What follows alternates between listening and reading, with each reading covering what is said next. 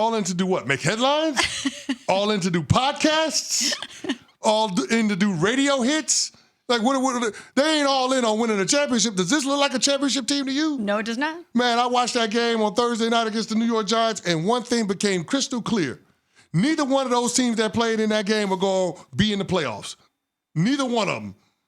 Like, this is a two-team race in the NFC East, and it ain't the Giants, and it damn sure ain't the Dallas Cowboys. So if that's the case, then why wouldn't you lean into the tank? All right, he just said it is damn sure ain't the Dallas Cowboys. Are you buying it? I mean, I'm a little disappointed in Mad Dog Canty because I agree with it. The thing about Chris Big Dog Canty is that normally he says something ridiculous, Wild. and then he shocks you by supporting it with something like, it makes a little sense, but it's nuts. But that was an obvious take. Like, I guess the idea that they won't make the playoffs, they have no chance of making the playoffs, is a bit of a stretch because that division is a problem. But I don't think they're good enough to win the wild card. They're hoping, to the point you made earlier, they're hoping that everyone in their division is so bad that they could win the division. Because I think Chris is right. They aren't a good team. You buying it, Hawk? They did better stopping the run, but it was the Giants, and their run game is still bad. If they can't figure out how to stop the run consistently and run the football, they will not be in the playoffs. It's very simple. To Jeff's earlier point, this is how this season is going. That up-front play and then running the football is at a premium in the league, and they can't do either of those things. And they're not doing what they did well a year ago good this year. Their offense doesn't look good. They can't get to the quarterback. It looks like they've regressed. And Kmart, not only haven't they gotten to the quarterback, but they're never going to. Let's remind everyone, they've lost to Marcus Lawrence. He's on IR. Micah Parsons, his podcast is alive and well, but he's on the shelf with the high ankle sprain. So a defense that you were disappointed in thus far now has lost its two biggest stars. You combine that with the offense where you're waiting for them to run the ball better.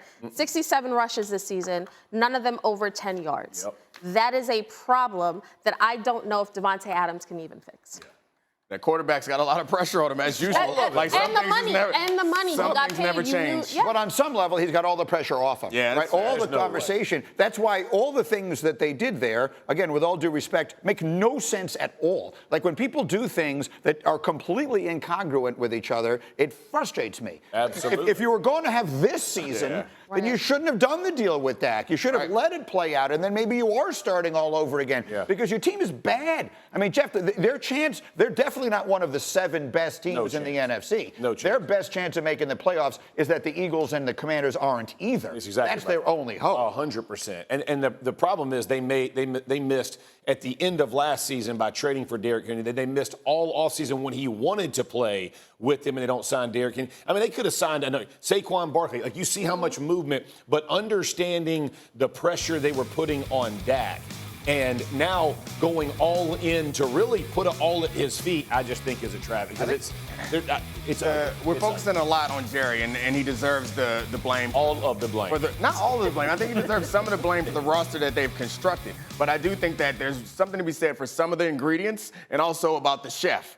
They don't have the coordinators right now or the head coach to elevate them in any way. Like, I've been critical of the offense that Aaron Rodgers is running because it does seem oversimplified and it puts a lot of pressure on Aaron Rodgers. The same thing is happening with Dak, and it's a similar offense that Aaron Rodgers started his career in, where it's like, all right, quarterback, be great. You can't have that every single week, and that's what they're doing. So you're saying the issue is Mike McCarthy?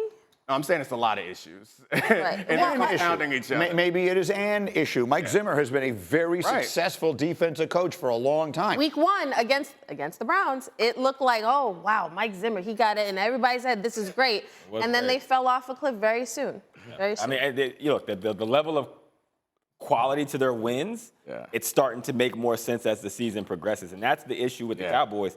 Looking at their schedule coming up. Where are they going to get a win, Hawk? Where are they getting a win, Hawk? And look, segue that thing, Hawk. I didn't even mean to do that. That's Hawk, there is a bye between Lions and 49ers on your screen. If the Steelers and the Lions are going to run for 200 yards again.